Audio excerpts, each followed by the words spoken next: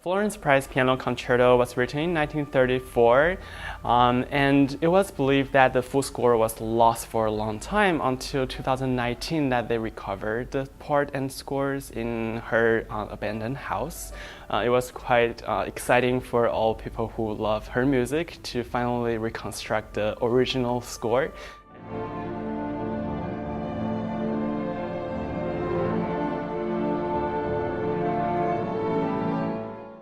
But it's actually clearly in 3 sections.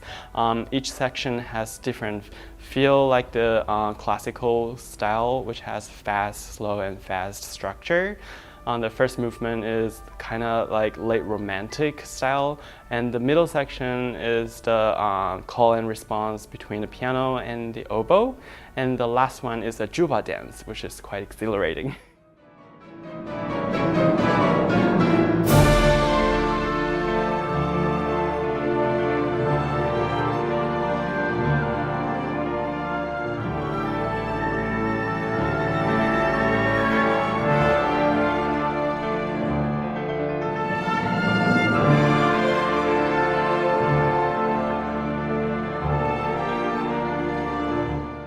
Welcome to another episode of the Piano Pod, everyone.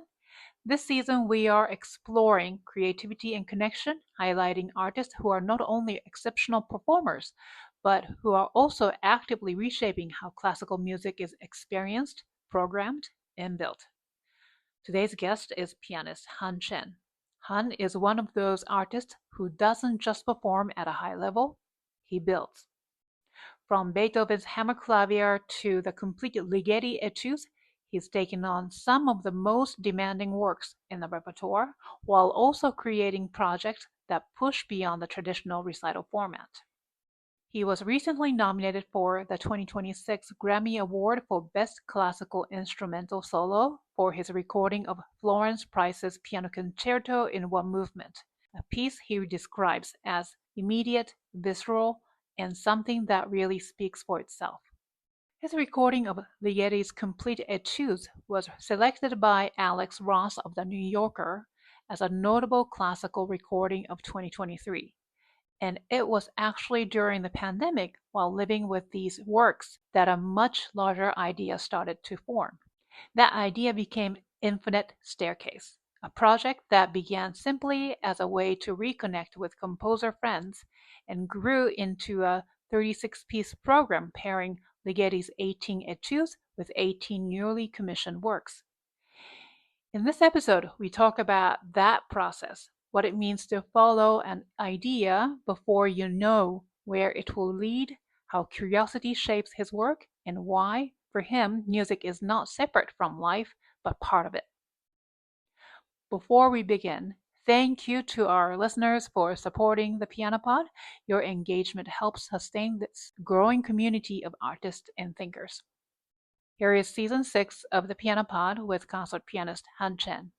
Please enjoy the show.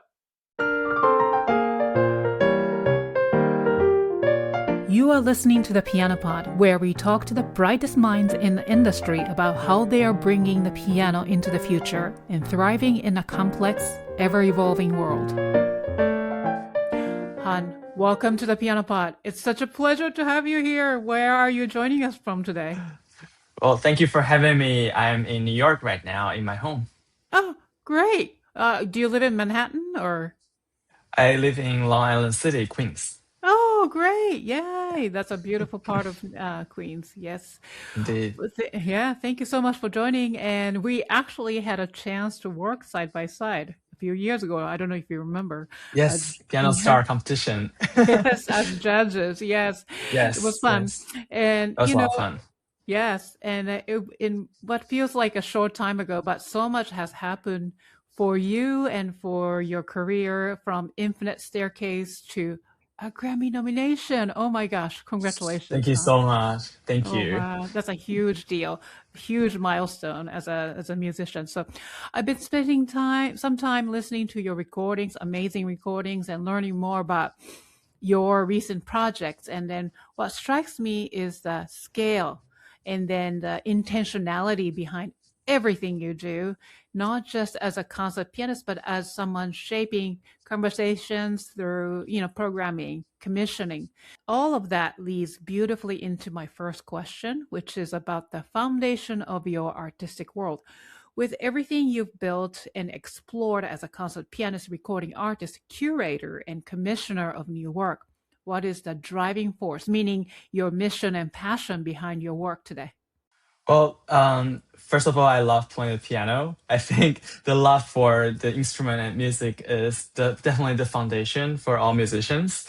And I am very lucky coming from a family where my mom was a piano teacher. So I was always surrounded by piano students, with people loving the music. And my mom also did different jobs. Like she was temporarily a radio host for a classical music thing, and for a very, very short period of time. So she liked to talk about music, to show me all different kinds of music, and she's just really passionate.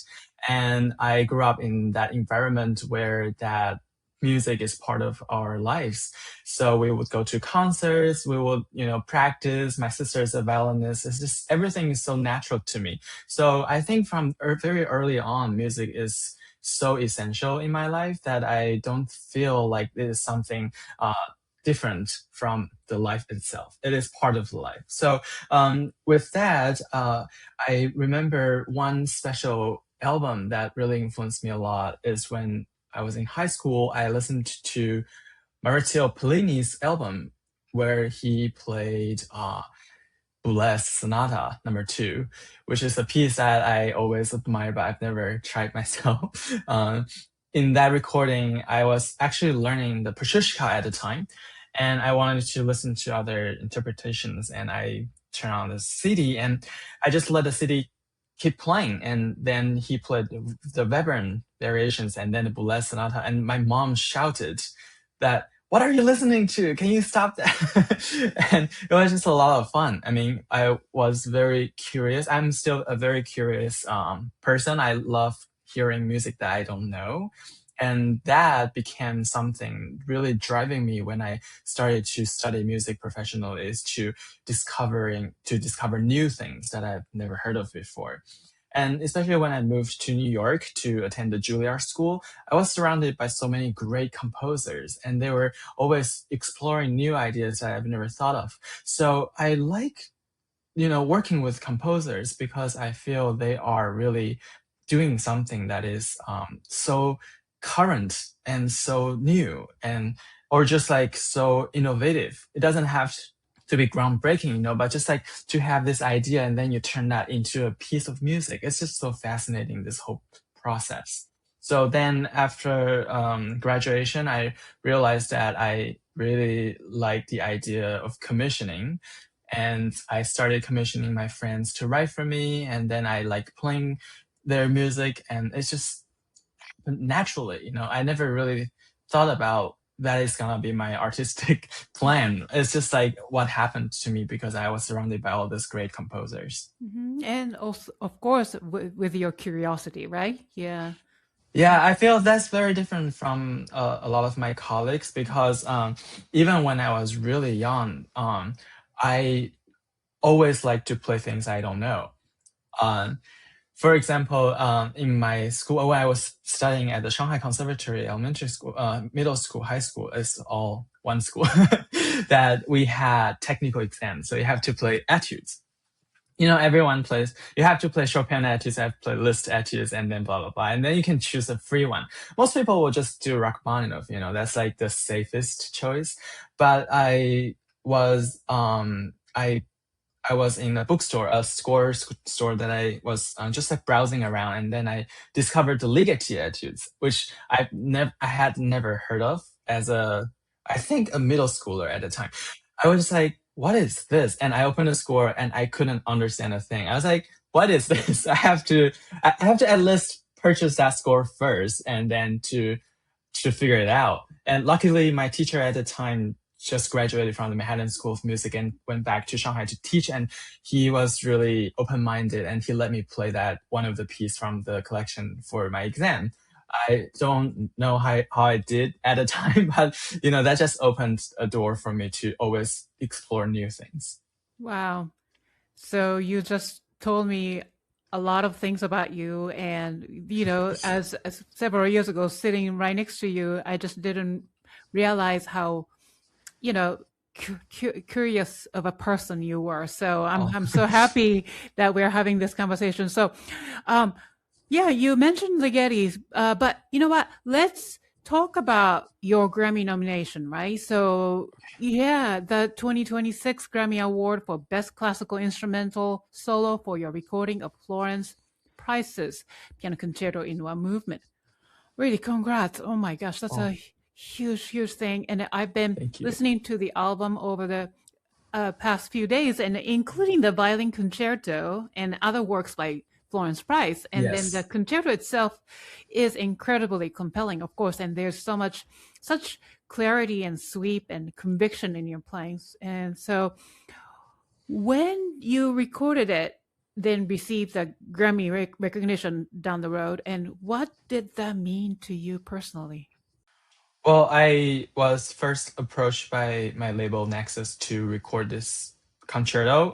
They have been doing a series of her orchestral works in the past few years. So I think this was the fourth album that they put out of music by Florence Price. And they asked me whether I was interested. And at the time, to be honest, I didn't know her music. I had to listen to her music online, to listen to other music by her as well, not just the concerto, to understand what I was going to play. And, at the moment I heard the concerto, I immediately fell in love. It is something that is so visceral that you listen to it and it gets into you. I remember I started practicing it, and my mother-in-law was with us at the time, and she could hum the melody after a few days. So that's that kind of music, it's just so touching and so immediate that it gets to your heart. So I said yes, and I prepared for it. I went to record, but this whole time it's my fifth album, so I didn't think that it would lead to something, just like I keep recording music, and recording music is fun, and it's such a great music. So I went and I met this conductor, John Jitter, who has been the one who recorded all the Florence Price's music. And he is very involved in the whole process of getting on the ballot of the Grammy, and then to campaign for it and to talk to people about this whole thing. And he brought me in. He was like, I was gonna do this thing. Do you want to join me? And I said yes. I didn't know what that meant at the time. I just felt that we did a good recording of this. I want people to listen to it. So then the recording was released, and then we went to LA to play excerpts of it to make people realize that there's this album on the ballot, people should listen to it. And then we got the nomination. It just happened that way, and I was extremely lucky and grateful for this whole process. Felt really smooth, and it was like you put in the work and it happened. But in music, a lot of time it's not the way. You put in a lot of effort and you don't know what's gonna happen. But this was really, really very lucky for me to get this for this recording. And I just came back from the ceremony half a week ago. It was a lot of fun at the Crypto Arena and the Peacock Theater. I got to meet so many great musicians there, a lot of composers, a lot of conductors, instrumentalists. It's just a lot of great minds coming together. So I was very lucky to be there, and I was also very honored because then the winner of my category was Yo-Yo Ma, and to just be in the vicinity of that name is just like a dream come true for me. Yeah, but nomination itself is already winning, right? You're the winner. So I really want to congratulate you. So bravo to you. Yeah, it's Thank you. not only your talent, but also it's long years and years of training and dedication. So Yeah, it's almost 2 years since we recorded this album. So that's how long this whole process took. That's fantastic. And this piece is also iconic. Like, it was Yeah, premiered in 1930s and with Price herself at the piano. right. What a history and legacy. And how do you hold that Yes. legacy, Yes. honoring her? Yeah. Well, she is so cool. She is. I love hearing about her. And that this she went to the New England Conservatory where I also went to school. So I felt that legacy is part of my education. I love the fact that we went to the same school and stuff like that. But like you said, her concerto was premiered in the 1930s, and it was actually one of the most performed pieces of hers in her lifetime. So she played herself, she conducted, but also other people performed this work. It's just so popular at the time. It's a great work, has many different emotions. It has more songful first movement, but it also has a dance in the last movement. So it can fit into many different occasions. It could be a traditional classical concert. It could be a pop concert. It could be a lot of things. It's just great music to be programmed. And if 17 minutes, it fits with other pieces. But the thing is that when Florence Price passed away, the full score was lost. So people didn't have the access of the full score, but they had the two piano arrangement. So people still had people still knew about this piece, but they were just not performing it until Trevor was commissioned to reconstruct the orchestra part. But then in 2009, that the Florence Price's scores were rediscovered in her abandoned house in Illinois, and this whole resurgence of her scores became a big thing that people started to go through I think some 900 scores to know what was in there. And then eventually the original full score was published. So that's the score we used in the recording. And I feel like to be part of this whole legacy of hers and to the story of discovering, it's just it's something that you cannot dream of. You cannot work hard towards. It's just like it happened that time, and then you join the force of this whole thing. And as a musician, we study music history all the time, and this is the kind of thing you want to be part of. Like it's not something that people can create. It's not a good thing because it was lost, but the resurgence, the rediscovering is something as a musician you want to be part of. And I was just so honored to be part of this. So when listeners hear your recording today, what do you hope they experience from your performance? Beyond the story surrounding the composer, what do you hope they actually hear in the music itself? Well, as much as I love to talk about stories, because stories are great, I feel music has to speak for itself. And I feel this piece definitely speaks for itself. I think the audience doesn't have to know the story behind it to appreciate it, to enjoy it, to be moved by the music. So I would just say, just listen to it and enjoy it as you like.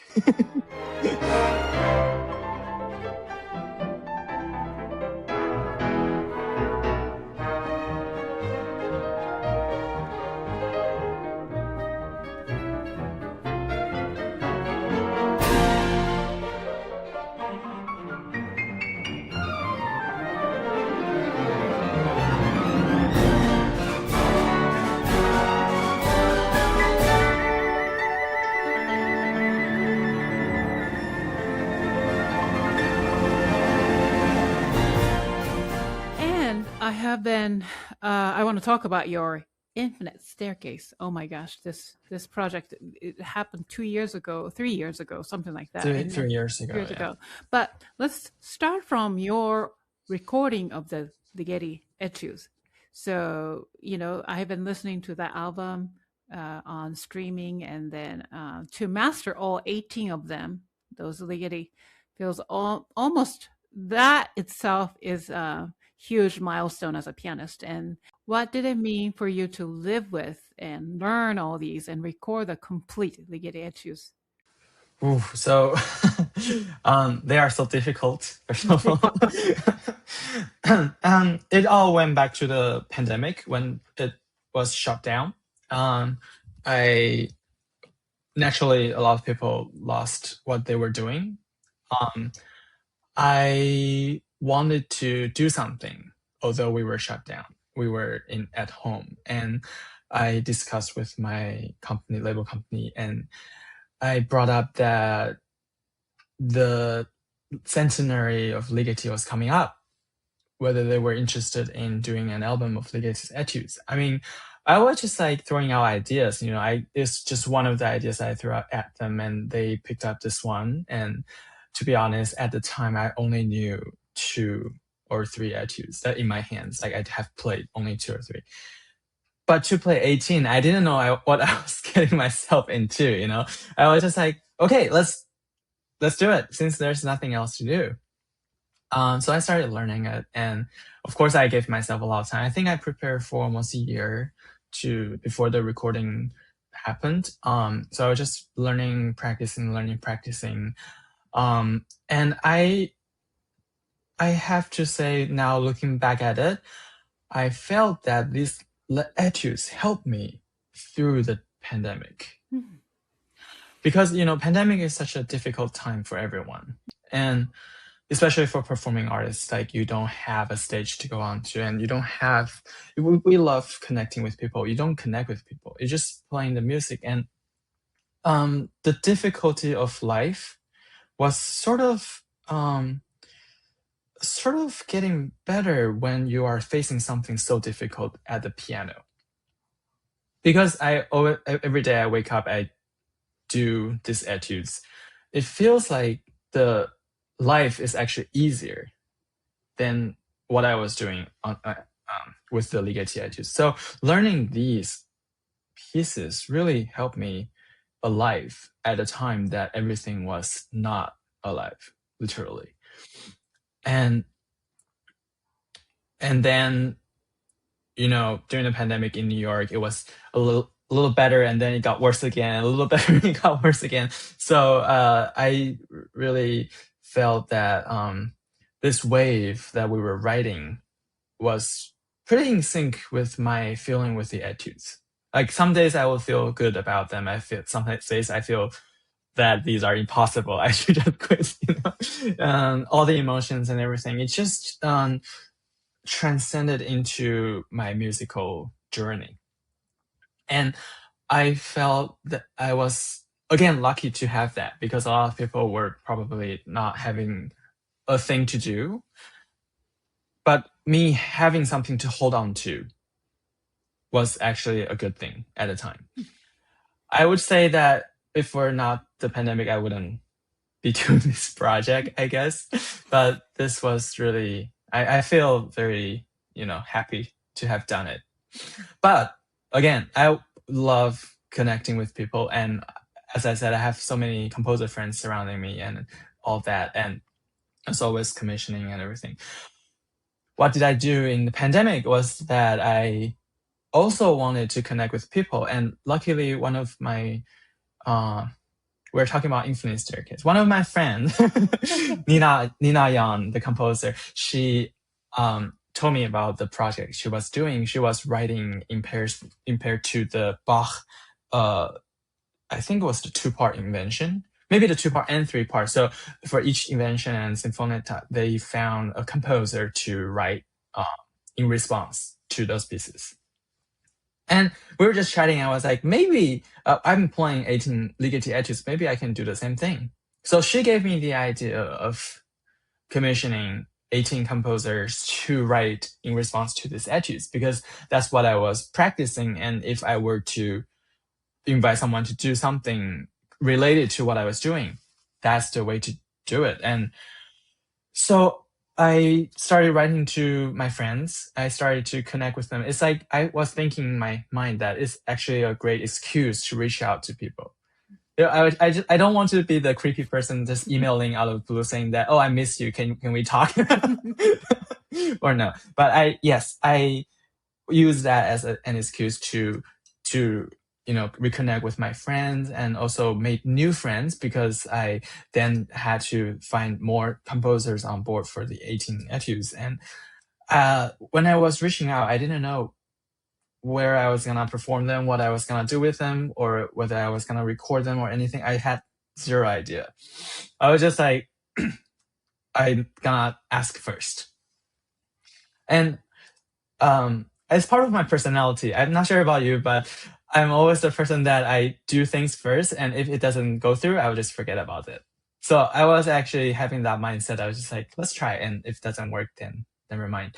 But then surprisingly, all the composers said yes to me. I mean, they were probably bored at home as well, but they were so generous to be part of this project, to do this. I was paying very little at a time. I also didn't have a promise of a venue to perform, but they just like said, sure, I will write you something. So I asked each of them to just write me something 2 to 3 minutes in response to the etudes, and here I had a project. And after that, I started to look out for people who would be producing the concert, a venue, and then a donor and everything. It's just like things came after the project was formulating.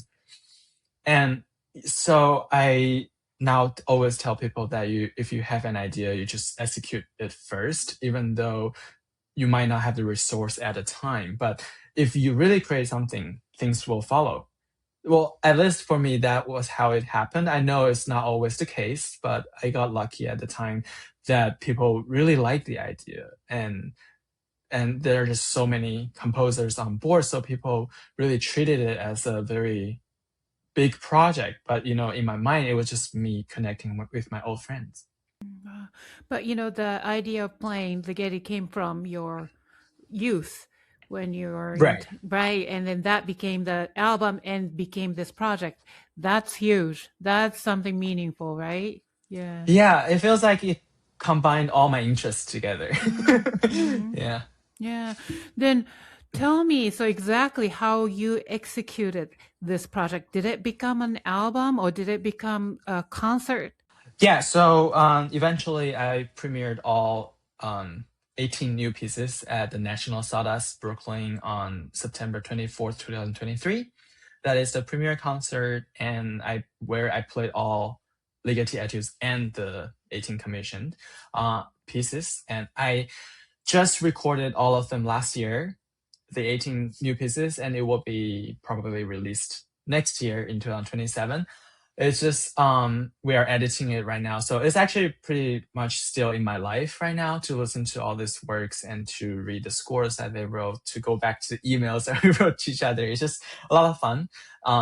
And I also perform these pieces, a selection of the pieces in my recitals when I go to different places to perform. I choose the pairs, or maybe I just play the new pieces, and that way I get to play them in different occasions. And it's a kind of project that is so cool when you put all together, but it's also very cool to pick out individual pieces to see what the composers were thinking, and you can see that it's so different. Everyone approached this project so differently, and it's just so cool to see, because you wouldn't be able to see that if you don't have a I'm calling it a foundation. Like the Ligeti Études is the foundation, right? You give them this foundation, but how they deal with this, so different. I mean, when I was commissioning them, I explicitly said that I don't want them to feel limited by this etude. Like they could do whatever they want. So you can see that some of them really just not doing anything with it, or trying to draw more extra musical idea from the etude. But some of them use literal quotation from the work and then develop a complete new piece out of it. So yeah, it's just so fascinating. Composers are so much fun. Yeah. Wow, that is fascinating. And so 18 different people. And so how did so each one of them were paired with one specific Ligeti? I asked them to tell me which one they want to be paired of. But I say whoever comes first get to choose. So I give them a little bit urgency there. So yeah, they most of them got what they wanted, but there are a couple of the more popular ones that they didn't get. So yeah. First comes, first served, right? First comes, first served. That's American. There's no better way. Yeah, exactly. Yeah. That's great. So wonderful. But maybe tell us a little bit about those 18 composers. Maybe, on top of your head, I don't know if you can name all their names, but maybe their backgrounds, like nationality. Yeah, most of them are my friends, and they are from all different places, just like your classmates at Juilliard. They're all from different places. Let me think. Well, there are, of course, American composers, but there are also Chinese composers, Korean composers, Iranian composers in there, and yeah, it's just all different. But I really didn't think about that when I was asking them. I was just asking whoever came to my mind, And we'll talk about one of these Chinese composers, very cool. Juan, who is now teaching at Pianist, I think. She was very interested in many different things, but one of them is the theatrical aspect of performance. So she had me stand up and use a guitar pick to pluck the strings. And she created this effect that is more like a Chinese instrument, yangqing kind of effect. So I was playing the keys and then I pluck the string, and I play the key, I pluck the same string, and I keep playing like that. And it just creates a very zen feeling. And I was actually reaching over, but also with my hand down there and standing up. And it looks like I was hugging the piano, Oh, wow. And then I have to move around and stuff like that. It's almost like a dance. So it's very cool because I'm not the best person to use the whole body. I'm not that coordinated and everything. And, my foot really hurted in the performance. It's because I had to stretch so far to reach the strings and stuff. But yeah, but it was fun. It was just like you can see that different composer has different idea of music, and that was totally out of my comfort zone, but I still loved it. Right. Wow, wonderful. So to perform all 36, did you go like this, one Ligeti and then one paired composer, or how did you program? That was my original idea, and I realized that the music doesn't flow that well. Eventually, we came up with 6 sets. Every set has 6 pieces in them, and ideally all 6 are pairs, but I don't go with the order. I go with how the music develops. So I still want to create a narrative out of this program. So it may be that I play 3 Ligeti Études and then I play 3 commission works, or I do in pairs but then flip order and stuff like that. It all depends on how the music connect with each other in between. And all 6 sets, I was working with this Metropolis ensemble based in New York, that they had this great idea that they commissioned another sound designer or composer that he created electronic backdrops in between sets. So at the beginning of the concert, I walked out on stage and I start playing the first set. After I play first set, I stay seated at the piano and the light dims, and then electronic music for 1 minute, and I rest. And when the electronic music finishes, the light comes back on and I play the second set, and then so on. So I never leave the stage. I keep playing all 36, but in between sets, I have 1 to 2 minutes of breaks where they play electronic music in the background. Wow. Because we want to be as compact as possible. We don't want people.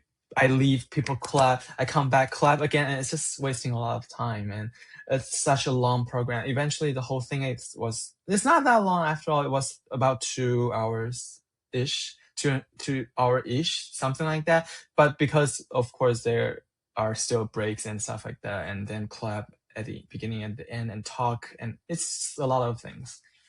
So I thought that was the best way to just do it in sets. Wow. But oh my goodness, you have to really have the stamina, the endurance. Yeah. It Mental was, and yeah. physical. Yeah. And now I want to thank the composers because they didn't really give me that hard of a time. A lot of them are writing pieces where I could breathe. So that was really good.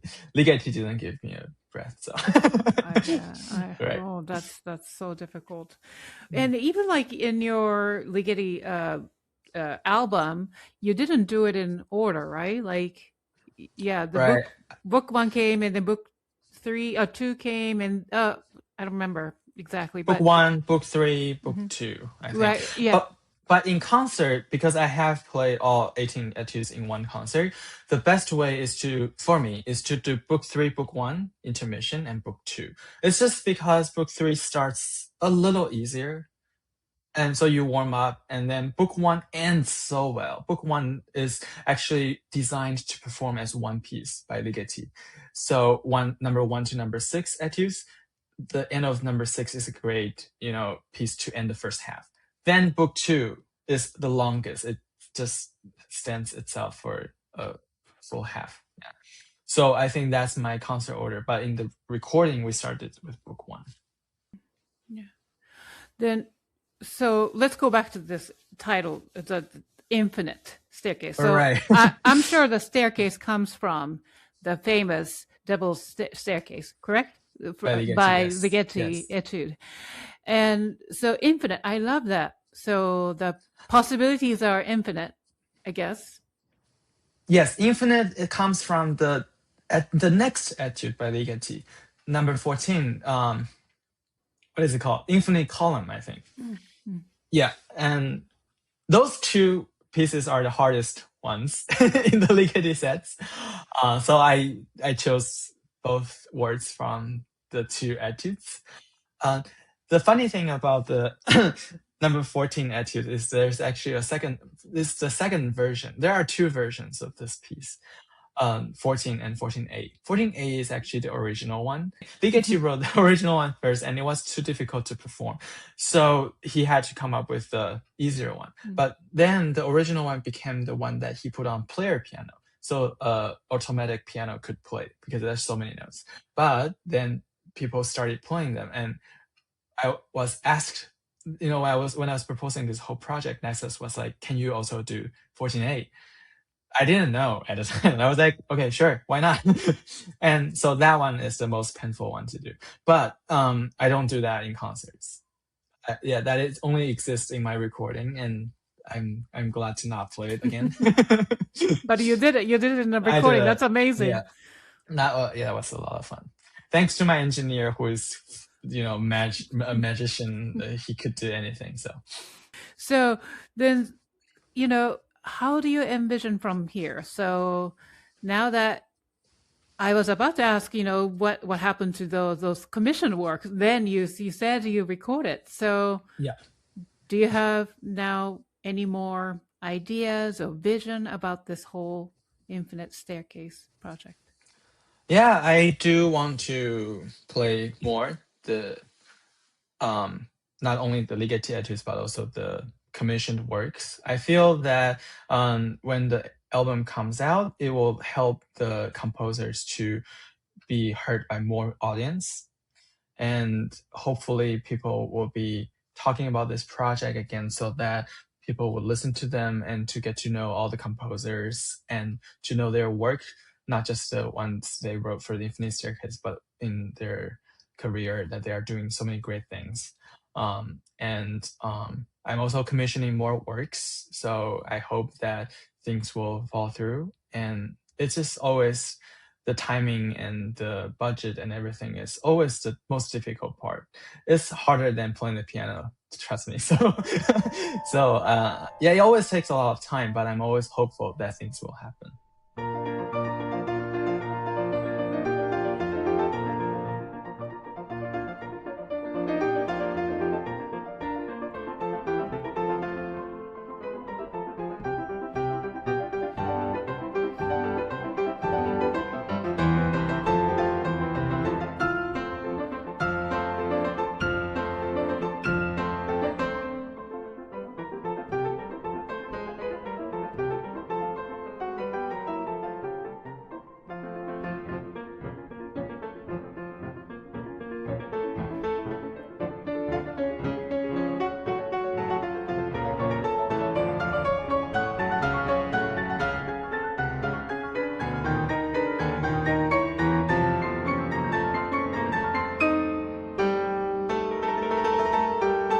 You mentioned a little bit about your childhood, and so you grew up in Taiwan. Your mother is a piano instructor and so on. So I'm curious can we revisit your childhood, because it's Of so course, yeah. fantastic, coming from that background. But was there a moment when music suddenly shifted? Oh, this is something I want to do, and just meant something. Yeah, there's a very personal experience to me that I had a very close friend in my middle school that we always hang out and everything. And we always like to go out to play, but as you know, like you need to practice. And at the time I was preparing for this competition, it was actually my first time coming to America for a competition in Phoenix, Arizona. I was probably 12 or 13. And then I was, that day I was supposed to be practicing at home. But my friend asked me to go out with them to go play. And I forgot what we were going to do. But I remember vividly that they got really angry at me, saying that, do you really love piano so much? Like, are you really gonna be a pianist or what? It's very funny because we're all so childish. It's just like the way they said it made me really think about it, because I didn't have to think about it for all of this time. I was just practicing, studying, and I went to music school. I went into music school from grade 3. So it's just so natural that everyone else was doing this, and I didn't have to think about it. So when they asked me this question, I was like, oh, like, are there any other choices? Like, can you not be a pianist? I was like, I didn't even think about that. But at the time, I was just like angrily said that, of course, yeah, I'm going to win this competition, blah, blah, blah. Which I didn't. But anyway, I went back to practice and everything. And it just like made me start to think about it. And I just realized that music is a good thing. And every day I sit in front of the piano. Of course, like everyone, we hate practicing, but still, practice actually makes me relax mentally, not like physically or psychologically, because you suffer. Yes. But if I don't practice, I suffer more. I realized. I don't know, just like, as long as I know today I practice, I feel better about myself. I feel like I accomplished something. Yeah. Right. Yeah. So that accomplishment, the feeling of that you did something, is not easy to get. And afterwards, I realized. Only recently I realized that a lot of people, they do so many things in their lives, but they feel not accomplished. And I think playing the piano is the way for me to feel accomplishment. So I feel that is actually a giving. That, how do I say? It is a gift. Not everyone has. And since I already had it this whole time, I feel I might as well keep playing the piano. I hope that makes sense. It's not because that I think my career is so great that blah, blah, blah. No, I actually feel that everyone's career is difficult, and there's no one having a perfect career or anything. But it's just because that playing the piano itself gives me a sense of accomplishment that helped me through this whole time. So I decided when I was going to music school, I was gonna do music. So that never changed. Even though there are times where I feel like I will not be able to just play the piano and survive, I still think that I would just play the piano. Because anything else I do, I don't feel satisfied.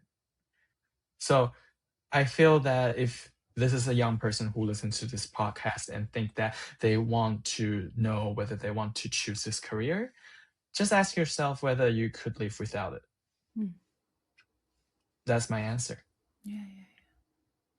Well, thank you for sharing that. Now, was your mother your first teacher? Thankfully, no. No, thankfully no. Yeah, she knew from the very beginning that she would not hold herself well if she became my teacher.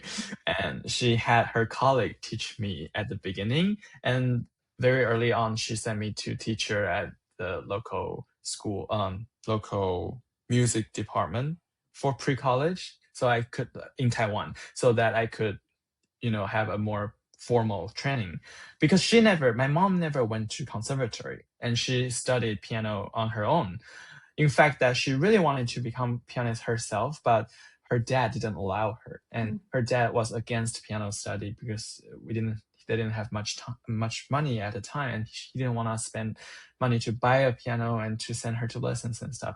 So she had to go to she actually saved money and go to lessons herself.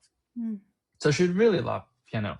And funny thing was that when my dad and my mom got married, their honeymoon was at the Juilliard school. What? There is this ESL English program every summer. I'm not sure whether it's still happening, but they had the Juilliard dorm as their dormitory for the summer school. So they picked that specifically that she could see what the Juilliard school looked like. So they did that for, I think, 2 weeks or 3 weeks at the dorm. And then they went on a road trip to the Niagara Fall in Canada and stuff like that, just like driving in. But the cruel thing is that they did it after I was born. So they didn't even take me there. I was just with my grandparents at home, and they went on this honeymoon. But ever since that I was studying the piano, she would tell me all the things she saw at the Juilliard. And I don't remember a lot of things, but one thing that she kept saying is that, every student at Juilliard could play all Chopin etudes perfectly. You have to learn all Chopin etudes and stuff like that. And yeah, she was just really loving it. But she never had that education, so she sent me to her colleague to study and then went to music school. But she was always there when we practiced, so she was around, that she would watch me and my sister practice. But that vision was already in you, Yeah, I would say that this is a happy ending that I did end up at Juilliard. Otherwise, I think she will not be happy or anything. But yeah, after Taiwan, we moved to Shanghai because my dad was doing business in Shanghai. And so I went to the Shanghai Conservatory Elementary School from grade 4, and then middle school and high school. And it was there that I had this teacher who just came back from New York. So they were more in tune with what was happening and how I should prepare and everything. So going to Juilliard was always the only path that they were thinking that they wanted that to happen. And when I got in, I think that they were all just so happy and so, so thankful. And after that, my mom rarely asked me to do anything anymore. It's her job is done. So you came to the United States officially, moved to the United States as a college. Yeah. Juilliard. Yeah. And tell me more about that time, maybe the mentors, teachers you met. Yeah, at the Juilliard School, I studied with Veda Kaplinsky. And I think our time was the best time. I really missed the school time. I'm still living in New York, but when you're at school, it's a different feeling.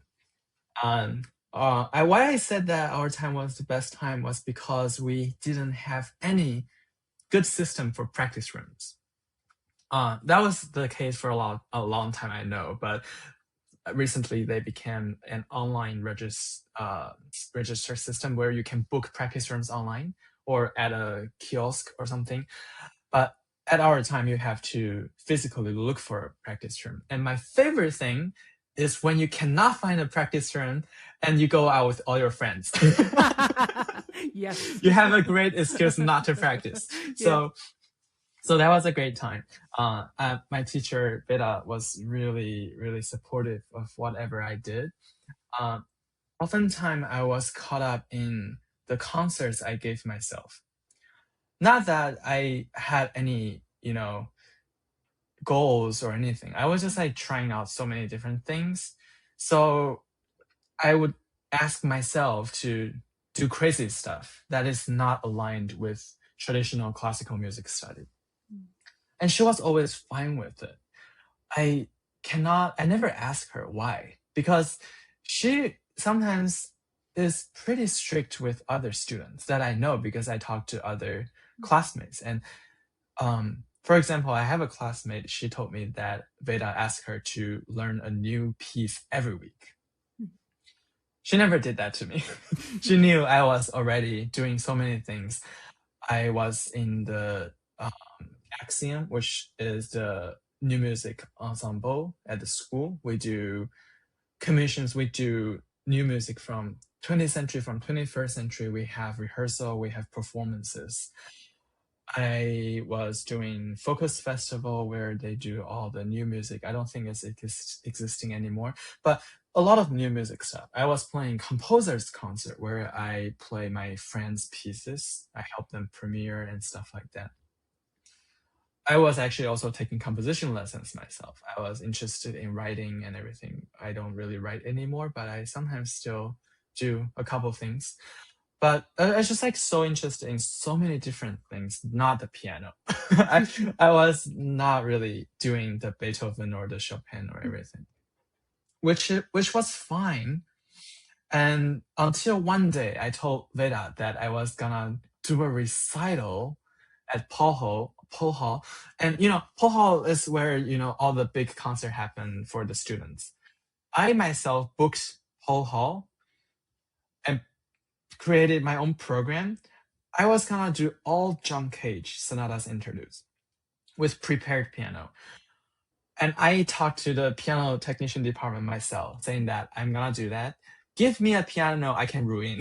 I didn't say that literally, but they gave me a smaller piano where they are okay with me putting screws and all the plastics and everything inside the strings. And I dyed my hair blonde. I put on like weird clothes and I played an hour long of John Cage. And because I was doing that at the time, I went to lesson and I told Veda that I didn't have anything to play for you. But if you come down to Paul Hall, I can play the John Cage for you. So she never left her studio, but she came down to Paul Hall with me to listen to me play John Cage. And now I think about it, when I look back, I was just so in awe of how open-minded she was and how like rude I was. No, I don't think you were rude, but that you have but some I guts. think I was, yeah, I had some guts, and I'm always the only student who would give like the weird request to the teacher, like come listen to John Cage and stuff like that. But That's a great really story. I really enjoyed my time there because everyone gave me so much freedom. I feel I didn't cause any trouble, I think, but I think I did things that other people wouldn't do, other students wouldn't do. So, But then who taught you John Cage? You just learned on your own?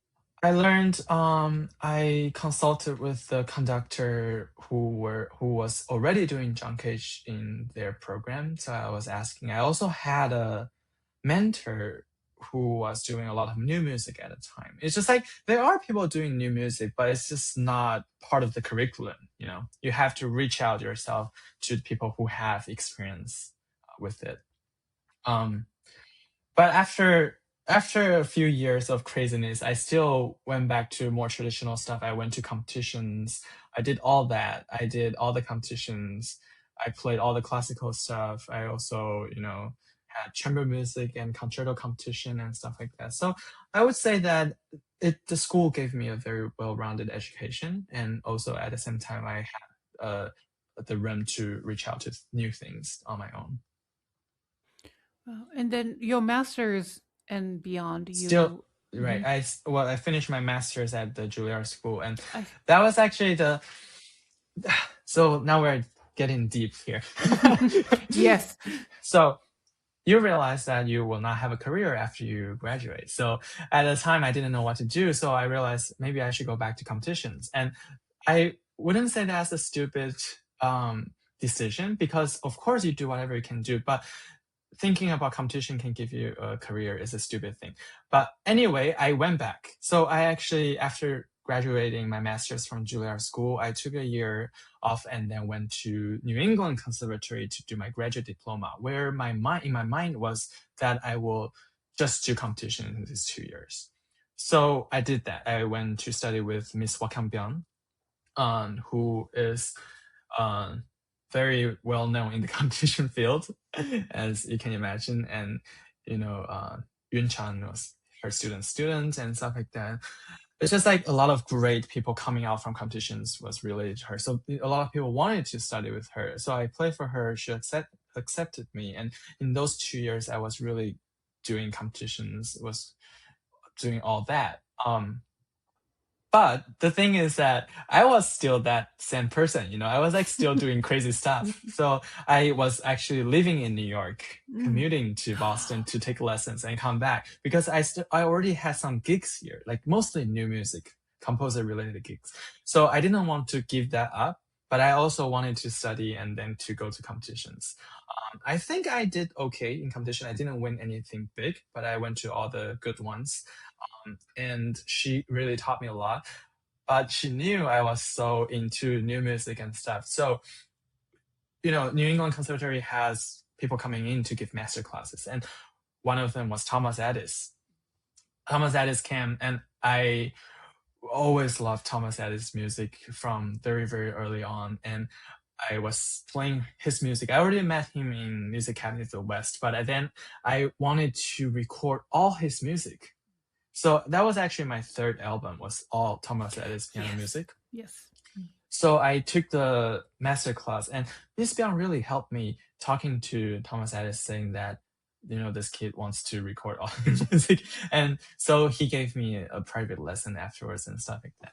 So in that sense, that Miss Piano was also very, very well aware that I was not going to do the traditional competition route. So she already thought that I could, meet up with composer and then create projects and stuff like that. So she was also very encouraging. I always get to a lucky spot along the way, that although I was in very tough spot, but then there's always one thing that I could hold on to. And I think that's how I survive until today. Well, there's always one thing that works. Yeah. I think that's enough.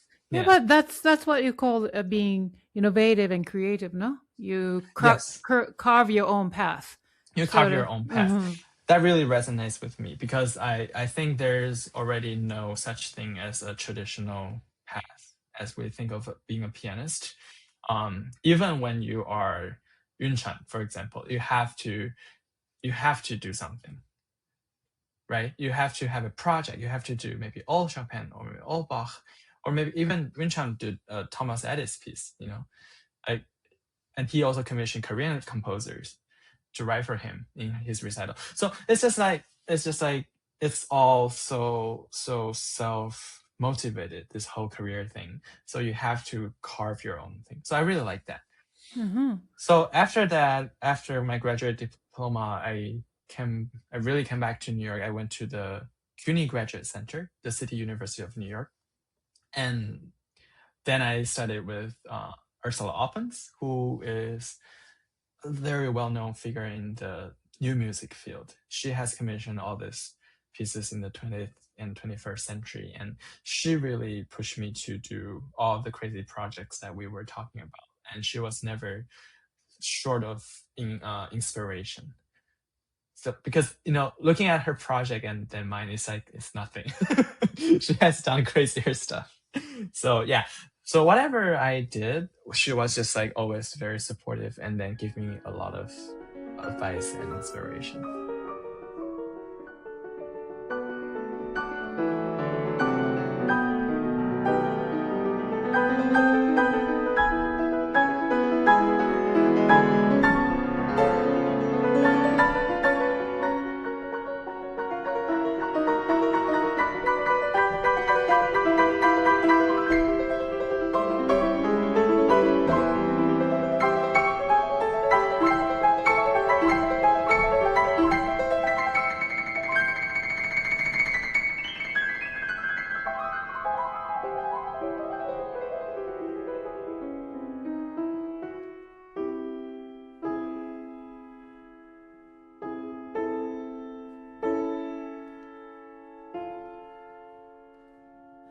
So I know you mentioned in the guest form, I hand out the guest form to every guest so that I can learn more about each guest, and then, so that we can have a meaningful conversation. So you said you want to discuss about creative programming.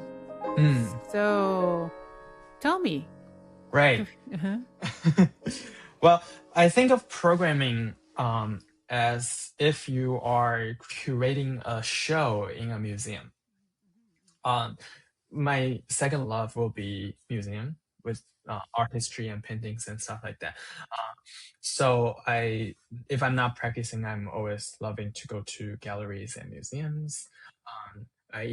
When I was at Aspen Music Festival, I was so bored at the festival. I mean, it's a great festival. It's just like pianists didn't need to do orchestra stuff, and we did have a lot of time. And when I was not practicing, I was actually interning at the museum, in the local museum, Aspen Museum. So I did all that. This is all very fun, and to program a concert.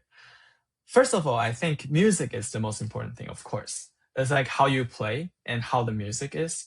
I'm not saying that you have to, compromise that to come up with a great program. But after that, how you put the program together, it's just so fun. There are many different ways to think about programming. But for me, I like to think that I'm giving my audience an emotional ride.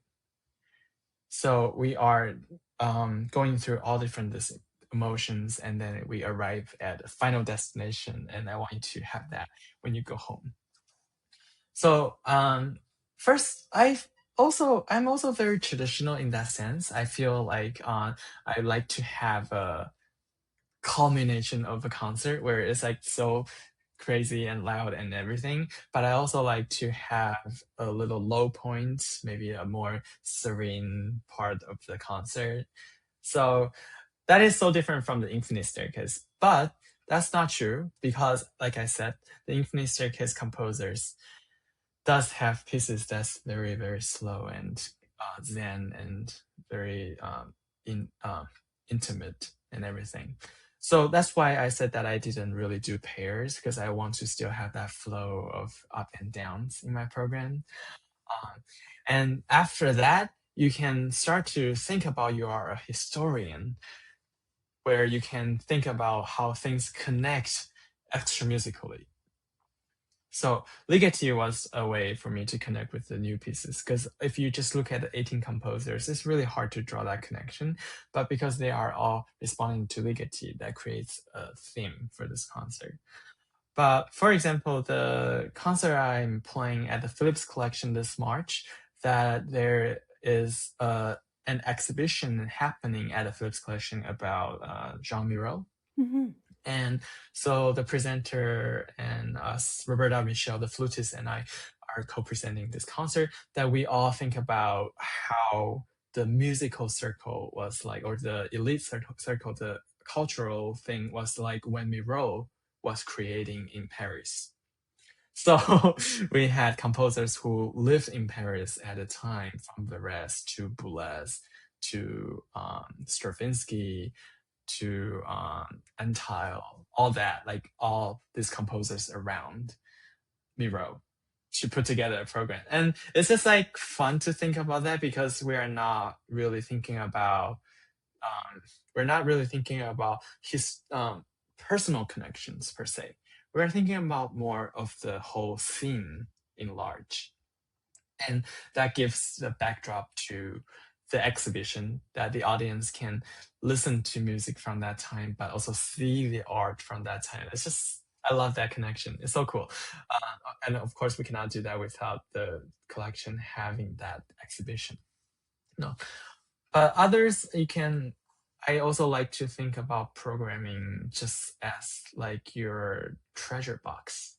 You just like always pull out your favorite pieces to play. And when I say that, I really am torn, because people nowadays really think about programming as a political output of like your ideology.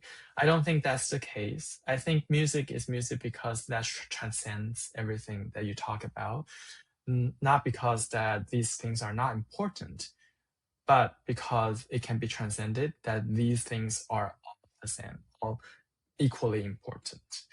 So, when I program, I really try not to think too much about what I have included in my program. I think more about if I am an honest person, that did I really include all my friends, like all the people I know here in New York, and did I really listen to all the music possible that to appreciate them? Did I get to know enough about all these composers to understand what they are going through and what they could be representing? So those are the questions I ask myself, rather than that I'm just including this because of blah, blah, blah, A and B and C. Right. And so you're thinking much larger concept, I guess. Now, so which do you like better, the traditional setting of concert halls or those kind of immersive spaces? Or it's not a either or, I guess. Right. I think it depends on the music as well. I feel concert halls are great because they are giving the audience a very concentrated mindset to listen to music. But the immersive ones are more, it opens up different sense in you. So all that visual effect and everything is also so cool. But there are instances where that it cancels out itself. So it's a dangerous thing. I feel as musician, we should really focus on music. And if you are to incorporate that other aspects of senses, you should give that to other professionals to deal with it. So in my Infinite Staircase concert, we had lighting designers and electronic music designers, like they all take care of that, so I don't need to worry about it. So that came out well. But I have in student times tried to do that myself, and it was total disaster, so I don't recommend it. You can't do everything, right? Yeah. You can't.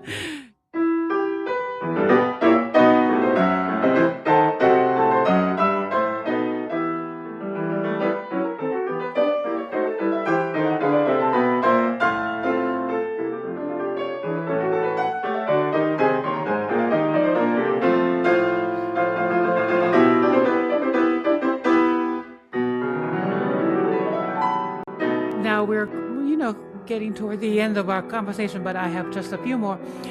You've built projects that feel forward thinking. And what is your broader vision for the future of classical music as an industry? Well, I'm too small to talk about the big future and everything that people talk about. But I like how a friend of mine always say that whatever you do is like a little drop in the bucket, and it could, overflow when everyone's doing that. I feel that classical music can reach more people if it gives the chance for people to listen to them. And I recently came across with an article, I think is a hot take, but Evan Schinner, a very, very great pianist and podcaster, you probably know, that he had this article on New York Times about how classical music shouldn't change. That's saying that maybe an orchestra shouldn't give out non-classical music to goers or stuff like that. It's a really hot take, but I kind of like that because I'm so privileged. In New York, we have all this new music audience. I do crazy stuff. I can play 2.5 hours new music and people come to listen to it, but it's not the mainstream. I understand that. I'm also in love with classical music, of course. So whenever I do classical music, I just keep asking myself, like, why they had to listen to this. And for me, the answer is very easy because I cannot live without it. But for people who never whenever listen to classical music, I feel they need a chance to get into this. Maybe a friend who listens to classical music, or maybe a great podcast, people talk about classical music, or maybe a movie about classical music, or maybe something. But classical music itself is perfect. It doesn't need to change. It doesn't need to become viral. It doesn't need to become a 15-second thing, or it doesn't need to become, I don't know. Just like to change the form itself, I think it's not necessary. So that's the hot take, but how that can really, build into the future, I don't know. But I try myself to really deliver the best I could, and I just hope that people would see the value in it. Then, what's coming up next for you as an artist? Next project, maybe you can share with our audience. Sure. My next album is coming out in May. I'm playing Anton Rubinstein's sonatas number 3 and 4. I have already recorded number 1 and 2. Now I'm recording number 3 and 4, which are less well-known romantic pieces, but really, really epic ones. Each one is like 30-40 minutes long, so it's crazy, but it's fun. It's very Rubinstein, if you know his music, and number 3 and 4 are one of the best. He himself performed them in his concerts throughout the world. He actually came to the United States to perform. I don't have the exact numbers in my head, but I believe he was here for 250 days, and he gave 235 concerts. Sometimes 3 concerts a day. And I'm not talking about the recitals nowadays. He gives concerts that's 4 hours long. And yeah, he's a character, and he's a great, he's a very important figure in the classical music world, because he opened like this conservatory, he gave recitals, he conducted, he did so many things to make classical music the way it is nowadays. So I think it's great to be recording his music. I'm very excited for this to come. Great. That's coming in May. Yeah. 2026. And That's how right. about the those 18 commission pieces? When are they Yes. coming? As an I believe that should probably be in 2027. That'll be the next year, where after we edit the pieces and then master, and that will take a while. I just finished recording, so Right. Sure, we'll see. Yes. Yeah. Then in the meantime, you'll be performing live a lot. Yes, March I'm going to Dallas, going to Washington, D.C. In April, I'm going to Santa Barbara, and then Sarasota, Florida. And the next season will come out later, so I cannot wait to share with all of you. And you'll be performing Ligeti Études in those programs, Yes. and then some of the commissioned pieces as well? The Ligeti, yes. Commission pieces, not yet. Okay. Hopefully more next year. Okay. Yes. Wonderful. So for our listeners, if you would like to learn more about Han's work, and then would like to be in touch with him, please visit hanchenpiano.com. That's your website, right? Yes. Is there anything else you want to talk about before we go to the rapid fire questions? Rapid fire question. Okay. Yeah, let's talk about, go listen to Florence Price. Yes, that's right. So all the recordings. So we talked about not only the Ligeti Études, but also the Florence Price's piano concertos.